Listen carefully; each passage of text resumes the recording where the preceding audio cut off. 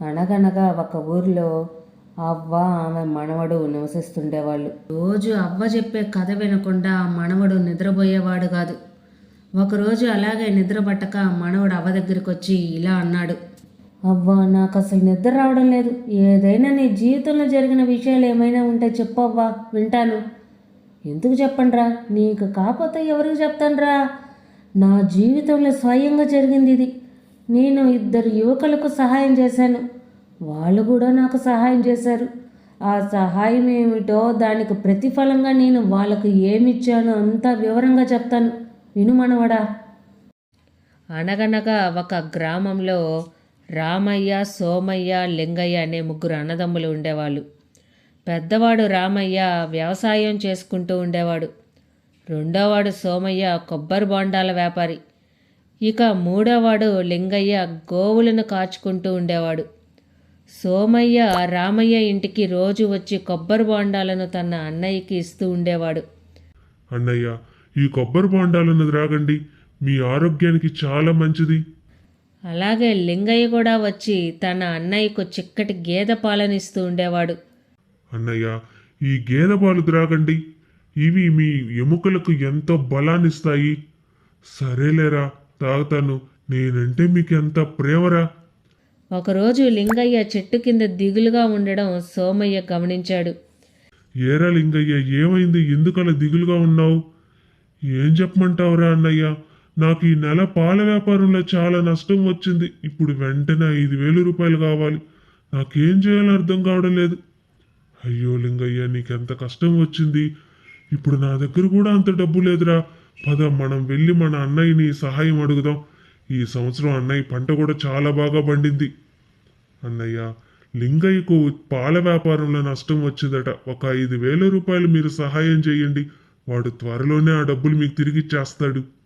మీకెన్నోసార్లు చెప్పాను అలాంటి వ్యాపారాలు చెయ్యొద్దురా అని. మీరు వింటేగా.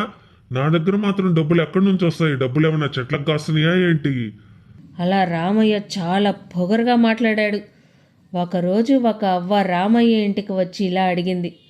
నాయనా, చాలా దూరం నుంచి వచ్చాను, కాసిని మంచినీళ్ళు ఉంటే ఇస్తావా? నీలాంటి ముసలి వాళ్ళు ఇలాగే మంచినీళ్ళని వచ్చి డబ్బు బంగారం దోచుకుపోతున్నారట. ఊళ్ళో చెప్పుకుంటున్నారు. నీళ్లు లేవు, పాడు లేవు, పో. అలా అవ్వ చాలా బాధపడుతూ నడుస్తూ తాగడానికి నీళ్లు లేక, ఎండకి నడవలేక అనుకోకుండా కళ్ళు తిరిగి పడిపోయింది. అటుగా వస్తున్న సోమయ్య, లింగయ్య అవ్వని చూసి, అయ్యో ఒరే లింగయ్య, ఈ అవ్వ కళ్ళు తిరిగి పడిపోయింది. నువ్వు వెంటనే వెళ్ళి అవ్వ కోసం కొన్ని పండ్లు నీళ్లు తీసుకురారా. సోమయ్య ఆమెను లేపి ఆ అవ్వ తినడానికి కొన్ని పండ్లను నీళ్లను ఇచ్చాడు. అవ్వ, పదండి, మేము మీ ఇంటి దగ్గరకు తీసుకెళ్లి మిమ్మల్ని విడిచిపెట్టి వెళ్తాము. అసలే మీ ఆరోగ్యం బాగలేదు. అలా సోమయ్య, లింగయ్య అవ్వ ఇంటికి వెళ్ళారు. బాబు, మీరు నాకు చాలా సహాయం చేశారు. మీ వ్యాపారాలకు ఉపయోగపడే ఒక పాల క్యాను కొడవలని మీకు బహుమానంగా ఇవ్వాలనుకుంటున్నాను. దయచేసి మీరు తీసుకెళ్ళండి బాబు. దానికి వాళ్ళు సరేనని వాటిని తీసుకున్నారు. లింగయ్య ఆ రోజు రాత్రి పాల క్యాను నిండా పాలను నింపి నిద్రపోయాడు. ఉదయం లేచి చూసేసరికి ఆ పాల క్యాను బంగారు పాల క్యాను లాగా మారిపోయి ఉంది. అరే, ఏమిటి వింత? ఈ పాలకాను బంగారు పాలకానులా ఎలా మారిపోయింది? ఈ విషయాన్ని వెంటనే వెళ్ళి నేను సోము అన్నయ్యకి చెప్పాలి అంటూ వెంటనే లింగయ్య సోమయ్య ఇంటికి వెళ్ళాడు. ఏంట్రా లింగయ్య, ఇంత ఉదయాన్నే ఇలా వచ్చావు? అన్నయ్య, నేను రాత్రి ఆ అవ్వ ఇచ్చిన పాలకానులో పాలు నింపి పక్కన పెట్టి నిద్రపోయాను. ఉదయం లేచి చూసేసరికి బంగారు పాలకానులాగా మారిపోయింది. అంతేకాదు, ఈ కొబ్బరి బొండాలను కూడా చూడండి. ఇవి కూడా బంగారంలో ఎలా మారిపోయాయో. అవ్వ ఇచ్చిన కొడవలిని గుచ్చడం వల్ల ఇవి ఇలా మారిపోయి ఉంటాయి అని మాట్లాడుకొని ఇద్దరు ఆశ్చర్యపోయారు. అవునరా, ఇది నిజమే. చాలా సంతోషించాల్సిన విషయం. కానీ పరుల సొమ్ము పాముతో సమానం. అందుకే ఈ కొబ్బరి బొండాలను ఆ పాలకాయను తీసుకొని అవ్వకిచ్చేసి వద్దాం, పద. సోమయ్య ఆ బంగారు పాలకాయని, కొబ్బరి బొండాలను అవ్వకిచ్చి జరిగిన విషయాన్ని మొత్తం అవ్వకి చెప్పారు. అవ్వ, మీకు అసలు ఈ పాలకాయను కొడవలి ఎక్కడివి? అవ్వ చాలా సంతోషించి జరిగిన విషయాన్ని వాళ్ళకు చెప్పడం మొదలుపెట్టింది. ఒకరోజు ఒక మునీశ్వరుడు మా ఇంటికి వచ్చాడు.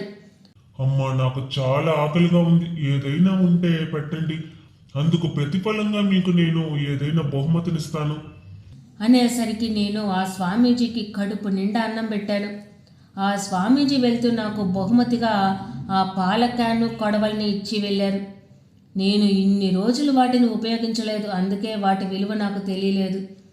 ఈరోజు మీరు వాటిని వాడటం వలన వాటి విలువ మీకు తెలిసింది. అవ్వా, ఏది ఏమైనప్పటికీ ఈ వస్తువులు మీ సొంతం.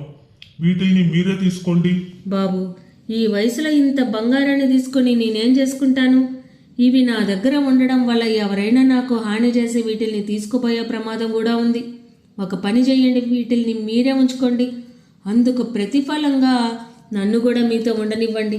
ఈ వయసులో నా ఆలనా పాలనా చూసుకునే వాళ్ళంటూ నాకు ఎవ్వరూ లేరు. సరేనవ్వా, మీరు చెప్పిన విషయానికి మేము అంగీకరిస్తున్నాము. మీరు మాతో పాటు రండి, మేము మిమ్మల్ని మా అమ్మలా చూసుకుంటాము. అలా అతి తక్కువ కాలంలోనే సోమయ్య, లింగయ్య ఒక పెద్ద భవనాన్ని నిర్మించుకున్నారు. వారి వ్యాపారాలని బాగా వృద్ధి చేసుకొని ఎంతో ఆనందంగా జీవిస్తున్నారు. అటుగా వెళ్తున్న రామయ్య ఆ భవనాన్ని చూసి, వాళ్ళ వైభవాన్ని చూసి ఈర్ష్యతో బిత్రపోయాడు.